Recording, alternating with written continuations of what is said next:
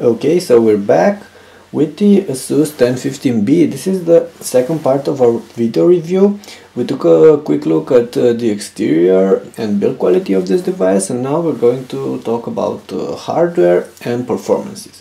First, in terms of hardware, this one comes with an AMD C50 APU, which is part of the new Fusion platform from AMD. Which is meant to bring good HD abilities to low power devices like this 10-inch laptop. The C50 is the most powerful of the platforms AMD plans to offer on the 1015B. There's also going to be another version with a C30. The C50 comes with a dual core processor clocked at 1 GHz and some powerful AMD graphics capable of playing HD content and even 1080p content, and this is why you get an HDMI output slot on this one, so you can output content to a bigger display via HDMI. First, let's take a quick look at Windows rating. We've already uninstalled most of the programs that come loaded on the EPC, the bloatware, as we call it. So now we should get the most out of this mini laptop. I also forgot to add that this one comes with 2 GB of RAM. Probably the version that will be available in store will only come with 1 GB of RAM installed. However, out of those 2 GB, only 1.61 GB are usable, because the rest is used by the graphics on this one. So Windows experience rating is 2.0 here. You can zoom in a little bit, with the low score for processor, and you can see that it has some good marks for graphics. When comparing it to an Atom N550, for instance, netbook, this one gets way better scores for memory and graphics, but a little bit poorer scores for processor. So this means that the C50 laptop will be slightly slower in terms of raw CPU power than an AMD N550 device, but in terms of graphics it will be way more powerful. And like I said, you get 2 GB of RAM, but this one can be easily upgraded to up to 4 GB. So, and that's only on a single module, so that can make quite a difference. Now we're going to take a quick look at a couple of types of multimedia content, a couple of clips we have here. I've installed Media Player Classic and no other codecs on this one. I haven't installed Core AVC, which is something I usually get, which are a couple of codecs, go for $9.99. I haven't installed those, so let's see if this one can play a couple of clips. We're going to start first with the 720p MP4 file. Let's see if it can play it.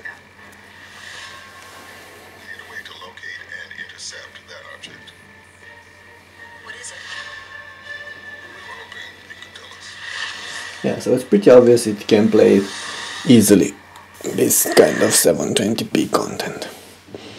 Now let's go ahead and open the 720p MKV file we have here.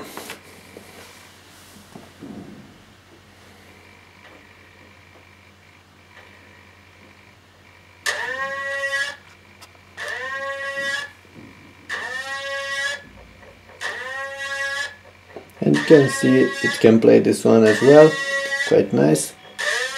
So 720p content is not a problem for this device. Okay, let's stop this one and jump to the 180p. First we're going to start with an 180p MOV file, and let's see how it goes. You can see that seeking is quite fast, and it can play this type of content quite okay. Come on, get up. We got a situation.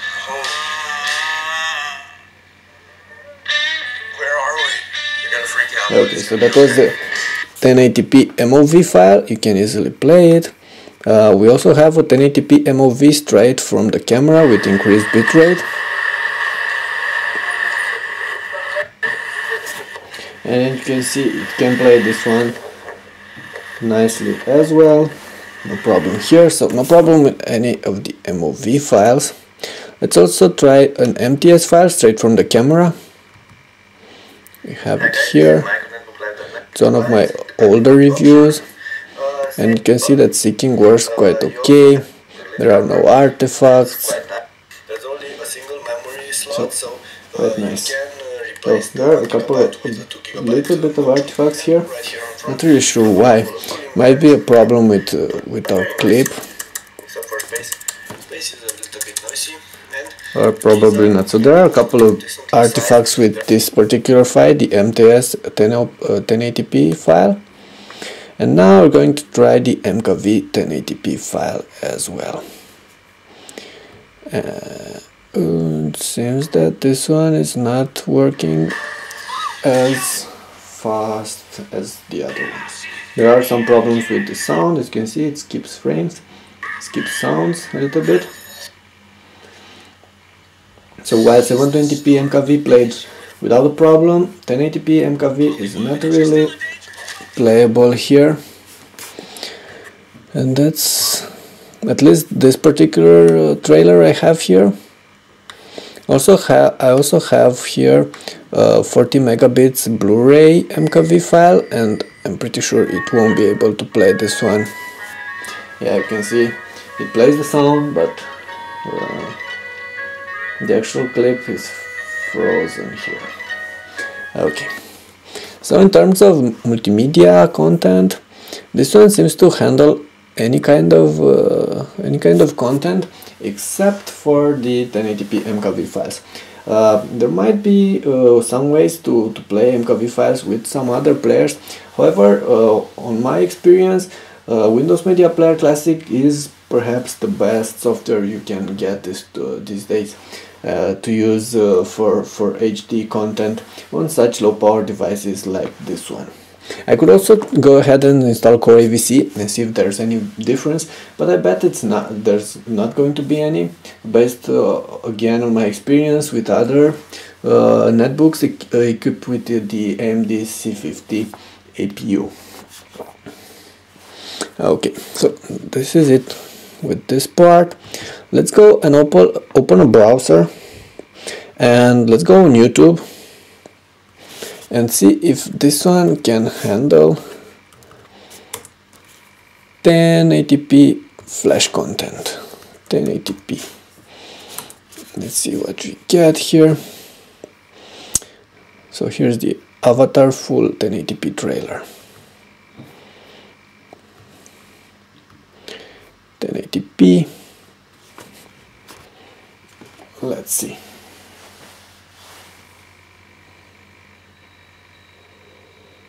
Jake Sully?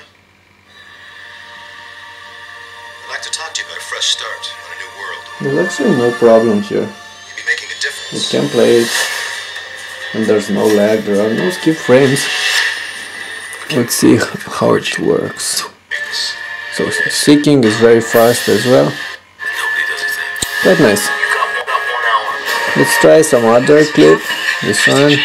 Beautiful nature scenery 1080p HD. Let's see if this one is playable as well. 1080p.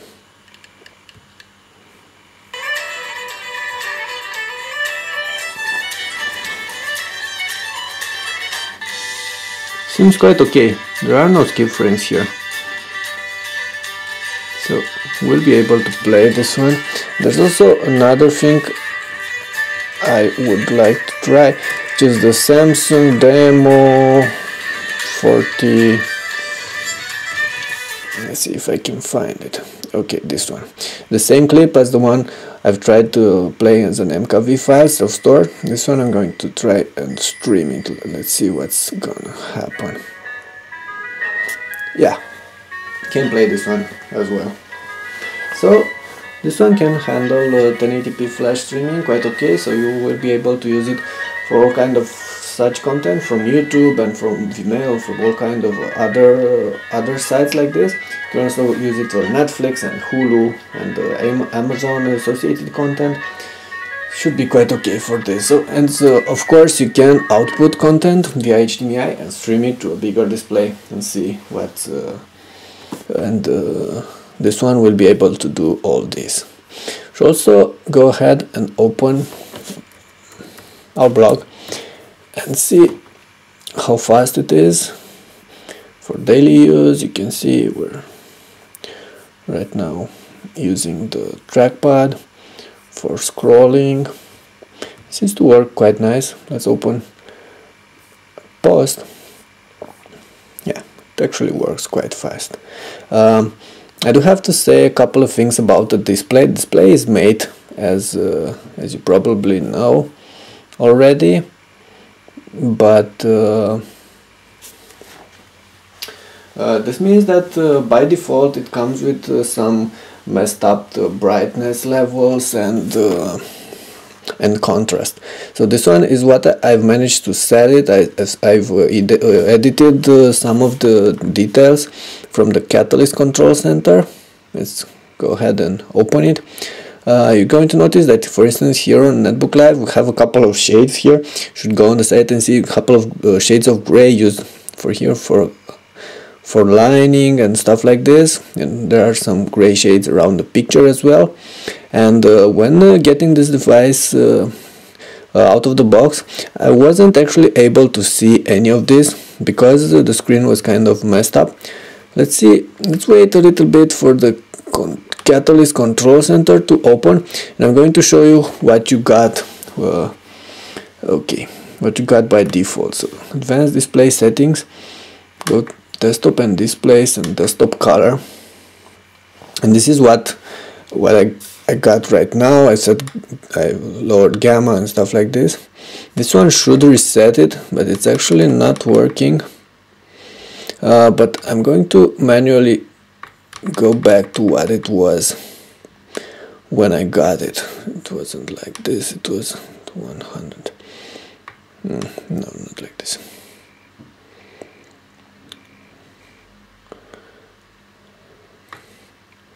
It was like this. So these are the standard options. You can see you can't all the things around here look completely white. You don't have the border around here, you don't have the shades of gray around here.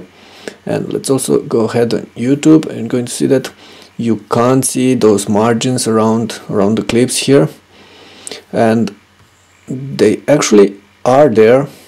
If you're going to press this card and go back, you can see that how the screen should be set in order to get all the content properly displayed on it. So this is pretty much it. Now I also should tell you a couple of things about the battery. This one comes with 6L 56 watt-hour battery, 5200 milliamps. And this means that it will be able to go for up to 6 hours of live, maybe a little bit more in everyday use. This means everyday use means browsing and texting and Skyping and watching a couple of clips, listening some music. When using it completely for watching clips, you're probably only going to get around 5 hours of live, but this is still pretty good considering this can play 720p and 1080p content, most of the types of 1080p content on the market. Now, in terms of pricing, the 1015B is already available in the US and in some European countries. However, it's not this particular model. It's the model with the C30 CPU without Bluetooth and without an USB 3.0 slot. And that one goes for $289, if I'm not mistaken, $289 or $279 right now. This one is not yet available on the market, this particular version. Like I said, this one comes with USB 3.0, comes with Bluetooth, with gigabit LAN, although I'm not really sure there's gigabit LAN or just fast Ethernet LAN. And Also comes with a C50 processor, and in stores will probably come with only 1 GB of memory because of the limitations imposed by Windows 7 starter.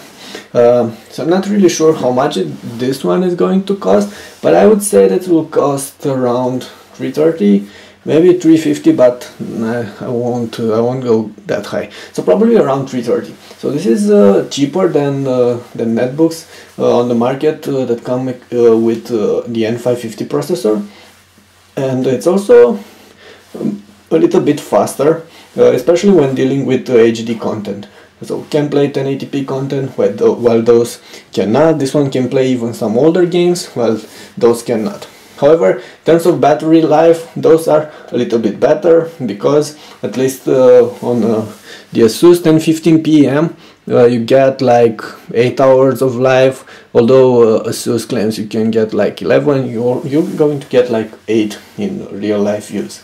So bottoms up, the 1015B, it's a very good netbook. It's more versatile than Atom power devices these days, because it's capable of playing all kind of HD content and games, and it's also powerful enough for your everyday apps and things like this. So I believe this is going to be a very popular device. Like I said, it will be available for around 330. Not sure if you will get it with USB 3.0 though, at least not in the States. And should be available on the market quite soon, in a couple of weeks, maybe months. For more details, please go on the site on netbooklive.com. We're going to publish the complete review for the 1015B, sorry. I'm going to find there if there were some other problems or things you should know about this, things I've encountered during my test. Okay, that's it for now with the review of the Asus 1015B. Mike at netbooklive.com. Thank you for watching.